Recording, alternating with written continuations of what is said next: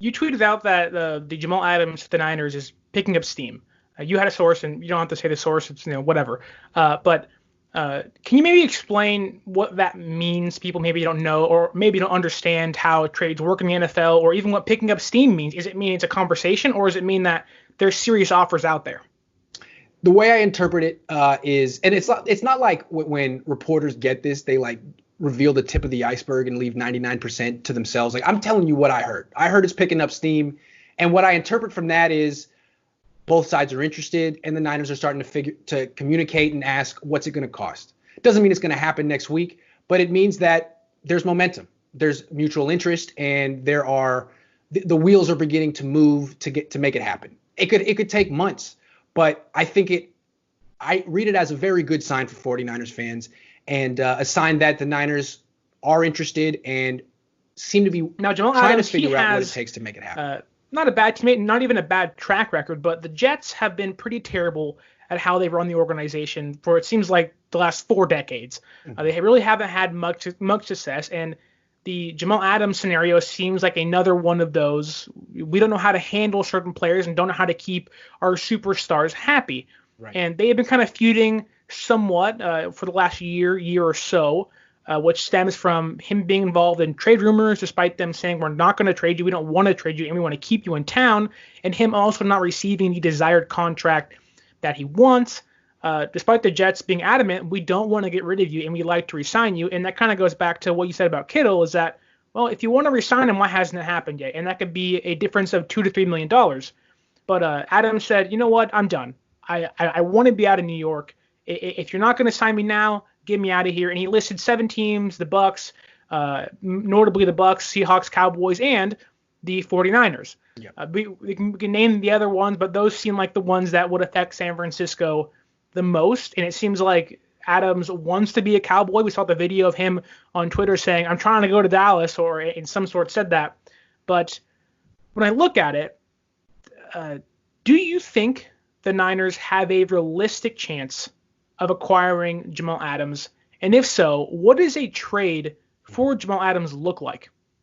Absolutely, they have a realistic chance. Adams wants to come here. They have the trade. They have the draft picks to get him. I mean, it only took the Colts offering the Niners 1 first-round pick to get Buckner. Now, the Niners can't offer the 13th pick in the draft. They're probably going to be picking in the 20s, or the late 20s or the 30s. So what do they offer? At least the first in 2021, and then I think you'd offer some pick in 2022. You probably start at the 4th, knowing that the Jets want the 2nd, and try to meet it in the middle at the 3rd round pick. So a first in 2021, a 3rd in 2022. How many teams are going to beat that? Like, we'll see. But that seems like a pretty good offer. It's about what the Niners got for Buckner, and I don't see why the Niners wouldn't do it. I mean, he's absolutely worth that first round pick that you're giving up. He's way better than any player you get in the late 20s in 2021. And then if you feel uncomfortable about giving up the pick in 2022, you could get some of that value back by trading Jaquiski Tartt away for a 3rd round pick. So I don't think it would be that expensive. And then you wouldn't have to re-sign him until 2022. The salary cap would be so much higher by then. Until then, he'd be pretty cheap. There's really no good reason not to get him. He's such a playmaker. He's so much better than pretty much every other strong safety in the league. And I think he would make the Niners the clear favorites to win the Super Bowl. So I don't expect it to happen this week. The Jets have every right to sort of drag their feet and see if another team will swoop in and give him a better deal down the line. But eventually, if Jamal Adams holds out and refuses to play, they're going to have to trade him. And I think the Niners will be right there with either the best or one of the best offers. There are plenty of safeties who can cover well, but aren't going to get you the turnovers. And when you have a top 3, top 5 offense like the Niners do, you want to get them on the field as much as possible. Yeah. You want as many turnovers, you want as many playmakers on your defense as possible at every level. And the Niners are way too good of a team to have such a mediocre secondary. It's the same secondary that was awful in 2018. They improved it by adding to their pass rush, which is smart. But they're so close to having just a historically great defense with no weaknesses. Go get that all-pro DB and finish the job. Like the Niners did in 94 when they got Dion. So the next question I have is kind of a two-parter. Knowing the Niners have to extend people like Kittle, possibly Sherman, if they go that route, McGlinchey, Trent Williams, and Quan Williams, and others on the list, do you believe it's worth trading for Adams, knowing it could possibly hurt the Niners elsewhere? And with Sherman creeping up in age, although he played great last season, he didn't have a great Super Bowl game, but he did have a great season last year, but he is getting up there in age. Do you think it's worth maybe letting go of Sherman if you have to and getting Jamal Adams to kind of be that new all-pro DB for the next 5 to 6 seasons after a contract extension? Well, Sherman's probably going to be gone in 2021. I would expect this is his last season on the team. But the cool thing about trading for Jamal Adams in the short term is that he would actually be cheaper for the 49ers in 2020 than Tart.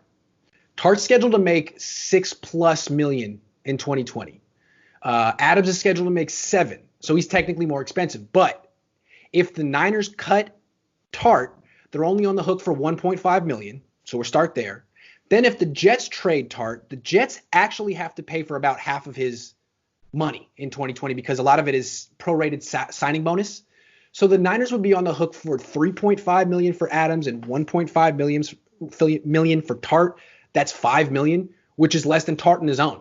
So there's really the way I look at it, there's no angle to look at the Adams potential trade that makes it look bad. He's cheaper than Tart. He's better than Tart. He's under team control for 2 years at a reasonable price. When you have to extend him, the salary cap goes up. He wouldn't cost you anyone. In fact, he would be cheaper. So I think Sherman would be a good influence for him for a year. He'd be the mentor. He'd be the leader of the secondary for one more year. He would integrate Jamal Adams into the team and show him how to coexist on a good team. Because it's been a while for Adams, right? He's had a lot of experience acting out and expressing his frustration. That would be unnecessary here. He just needs to be part of the good vibes in the locker room, and Sherman could show him how to do that because Sherman used to be a malcontent in Seattle, and he fit in quite well in Santa Clara. So I think those two would actually be a pretty good combo in 2020. Despite knowing your team is good, despite knowing you have many superstars like Nick Bosa, Jimmy G, you don't have to call him a superstar, but he is a top 15 quarterback in the NFL. Sure. Raheem Mostert's still on the roster. Tevin Coleman's there. If McKinnon's healthy, he can be a star, hopefully. Right. Debo's locked up. Hurd's locked up. Taylor's locked up, depending on how well he plays. Williams is there. Like, this may be the year for the Niners. Yeah. They have camaraderie. Do you think that there is pressure on the front office, even despite knowing you have a large portion of your team's stars locked up for the next 2 to 3 years, that they say, you know what, like, we have to go get this thing. We have to. We see it in baseball all the time. Teams go, we're right there. We're a wild card team. We have to make all these big moves and go do it. Do you think the Niners feel the same way, saying getting Jamal Adams could be the key to unlocking this Super Bowl run for San Francisco? Normally, I would say yes, because anytime any team gets a Super Bowl window, what you do is you do what you have to do to maximize it, because they're rare. They don't last long. They don't come around very often. For a head coach and a GM, you might get one Super Bowl window. You might not. So if you get it, you do what you got to do to not waste it. And even though you could look at the Niners as being like ahead of schedule last year, they fell into a Super Bowl window and they couldn't close the deal. So now they get a second opportunity. Will they do it? So that's why, to me, the Jamal Adams is a no-brainer. I mean, you're so close. He makes you the favorite. If he goes to your rival like the Seahawks, all of a sudden they could be the favorite. He's like the Charles Haley, right? Remember when Charles Haley was with the Niners, then he went to the Cowboys, and he ended up being the catalyst to a bunch of Super Bowls. It could be Adams. The only thing I wonder is they just gave Kyle Shanahan a 3-year extension. He signed through 2025. He has lost 2 Super Bowls and been pretty cavalier about losing both of them afterwards, saying, oh, well, I'll get over it and I'll be back. So how much urgency does Kyle Shanahan have to maximize the Super Bowl window, or is he the kind of coach that thinks his window will be open forever, that as long as he's coaching, his team will always have a chance to win a Super Bowl? He might be that kind of guy.